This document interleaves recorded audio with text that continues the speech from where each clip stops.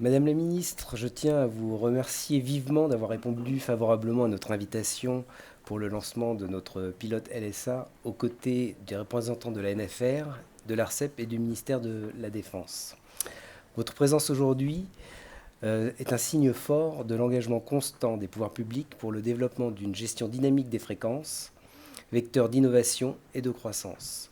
Je tiens également à remercier l'ARCEP et le ministère de la Défense qui nous ont autorisé à utiliser la bande 2,3 GHz. Ce premier pilote, en France, a une importance majeure. En effet, il permet à notre pays de maintenir son leadership dans le développement du LSA, leadership largement démontré par la NFR dans la phase de développement de la réglementation européenne. Je tiens à rappeler que c'est tout d'abord un honneur pour nous de contribuer au développement de notre écosystème national de start-up et tout particulièrement en s'associant avec Red Technologies.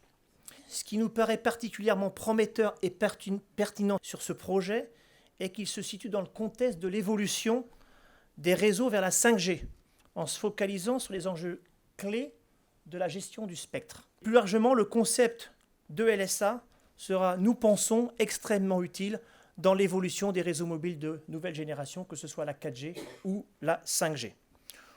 Nous avons besoin de spectre.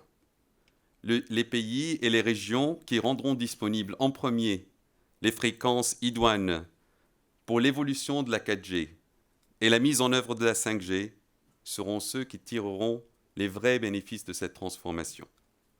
Le LSA permet une mise à disposition agile, efficace et dynamique de ce spectre, d'où son importance.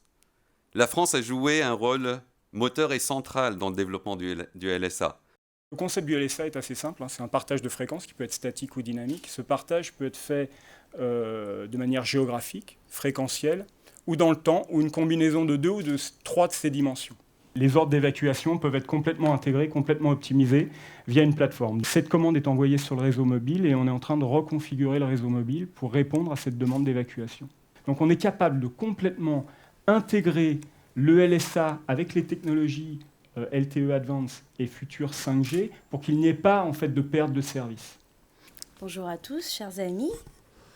Merci d'abord pour cette démonstration. Première française, première mondiale, c'est toujours très impressionnant. On s'était déjà croisés l'année dernière à Barcelone au Mobile World Congress. Je me réjouis de constater le chemin parcouru en partenariat avec d'autres entreprises qui se sont engagées à vos côtés, Ericsson et Qualcomm, que je remercie. Nous en avions discuté déjà à l'époque et vous avez pris ce risque d'expérimenter. Je crois que c'est là la clé pour préparer les technologies de demain, l'avènement de la 5G en particulier. Le fait que le trafic mobile va augmenter dans les années à venir, c'est aujourd'hui un fait incontestable. On sait qu'il faudra pouvoir avoir recours à des fréquences de plus en plus nombreuses, de plus en plus souvent et de manière de plus en plus souple.